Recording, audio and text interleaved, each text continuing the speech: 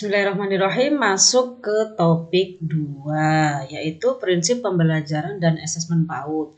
Sebenarnya setiap topik itu langkahnya sama aja semuanya ya, cuman di sini saya ingin membantu bagi teman-teman yang kesulitan dalam memahami bacaan gitu ya. Karena beberapa ada yang mengeluhkan, saya sudah baca berulang-ulang tapi saya tetap gak paham gitu ya. Ini saya bantu membuat video singkat ya. Karena kalau dijelaskan secara detail itu nanti videonya terlalu panjang, nanti bisa-bisa tertidur. Ya, jadi ini topik 2 sama tahap-tahapnya dengan topik 1 ya. Cuman di sini kita sekarang akan mempelajari tentang prinsip pembelajaran dan asesmennya gitu ya. Kalau yang di awal kan kita belajar tentang hakikat perkembangan dan sejenisnya itu ya. Sama di sini. Dimulai dari pertanyaan untuk diri sendiri. Seberapa penting sih prinsip pembelajaran dan asesmen itu perlu dikuasai? Gitu ya. Sepenting apa gitu? Kenapa Bapak dan Ibu guru itu harus menguasai tentang prinsip-prinsip pembelajaran dan asesmen ini? Mari kita mulai sebuah refleksi dengan menjawab pertanyaan pemantik di bawah ini. Dijawab nggih? Jadi, bagaimana selama ini Bapak Ibu menerapkan prinsip pembelajaran dan asesmen pada anak usia dini? Selama ini tuh gimana? Jelaskan aja di sini, gitu ya. Kemudian yang kedua, apakah Bapak Ibu itu memiliki referensi? Ya. Apakah Bapak Ibu itu punya panduan? Apakah Bapak itu punya rujukan gitu ya atau primbonnya gitu ya pada saat menerapkan prinsip pembelajaran dan asesmen itu ada panduannya nggak selama ini? Punya referensi nggak? Punya rujukan nggak? Itu maksudnya. Dituliskan di sini. Tuliskan punya, jika enggak ya tuliskan enggak. Di sini ditulis ya. Kemudian masuk ke eksplorasi konsep. Ya, kalau tadi kan pertama Bapak Ibu diminta untuk merenungkan selama ini tuh seperti apa. Nah, yang masuklah kita ke konsepnya sekarang. Bagaimana sebenarnya prinsip pembelajaran itu dan asesmennya. Nah, di sini Bapak Ibu bisa membacanya di sini.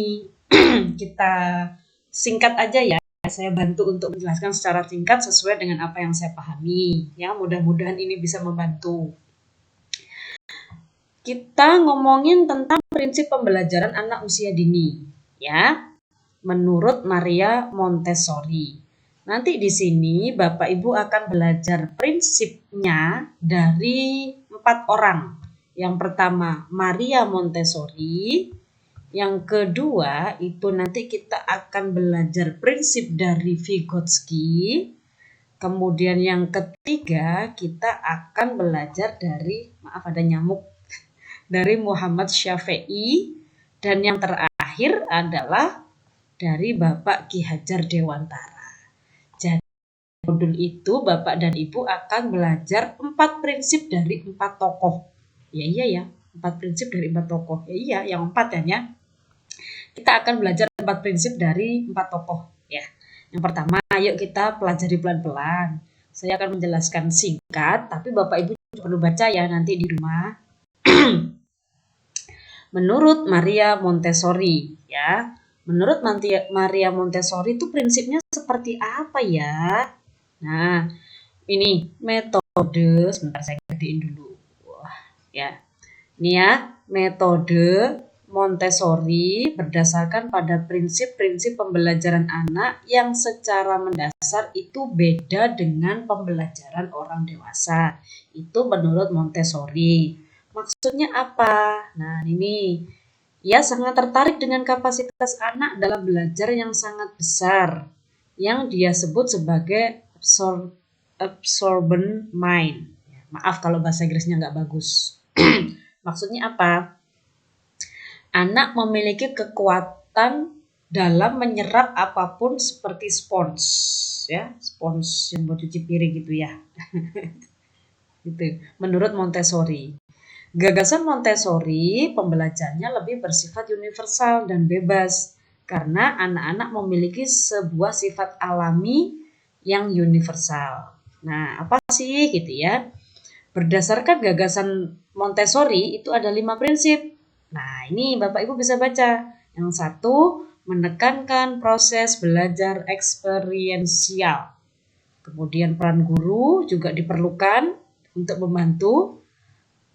Lingkungan perlu didesain khusus dan anak dibimbing langsung one on one lesson. Nah, itu menurut Montessori ya.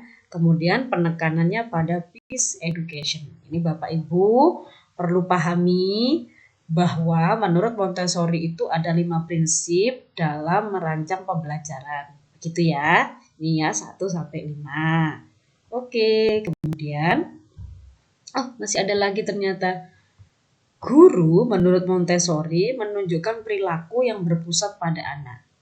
Nah, ini menghormati anak, membuat anak itu sebagai pusat pembelajaran.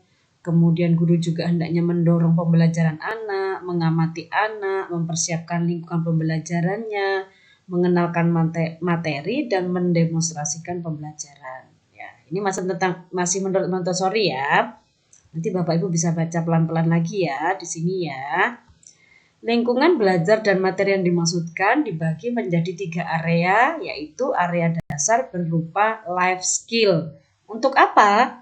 Untuk motoriknya, untuk sensoriknya, ya, dan area materi akademik untuk pembelajaran menulis, baca, dan matematika. Ya, masih menurut Montessori. Nanti Bapak Ibu bisa baca sendiri di sini ya. Pandangan Montessori tentang anak tersampaikan melalui prinsip Montessori dalam pengajarannya, yaitu ini ya. Pendidikan berawal saat lahir sampai 6 tahun. Kecerdasan distimulasi dari mana? Pengalaman ya. Anak menyerap melalui pengalaman sensor dari mana? Ya dari lingkungan ya. Dan belajar dengan baik jika melalui eksplorasi sensori. Jadi harus dirangsang gitu ya. Kemudian terdapat periode sensitif dalam perkembangan keterampilan. Kemudian anak pada dasarnya termotivasi dan dia akan berusaha mencari cara untuk menemukan pengalaman belajar yang sesuai. Dan belajar itu bagi Montessori bersifat berurutan. Ini prinsipnya ya. Terus menurut Vygotsky, kalau tadi menurut Montessori ya. Kalau Vygotsky itu menggunakan teknik pijakan atau scaffolding. Bacanya gimana saya nggak tahu ya. Saya tidak bisa bahasa Inggris. Vygotsky menggunakan teknik pijakan untuk membantu anak dalam belajar, menggunakan pembelajaran kooperatif dan bentuk pembelajaran sosial lainnya. Itu menurut Vygotsky. Nanti Bapak Ibu bisa baca lagi perlahan-lahan ya. Saya jelaskan secara singkat aja.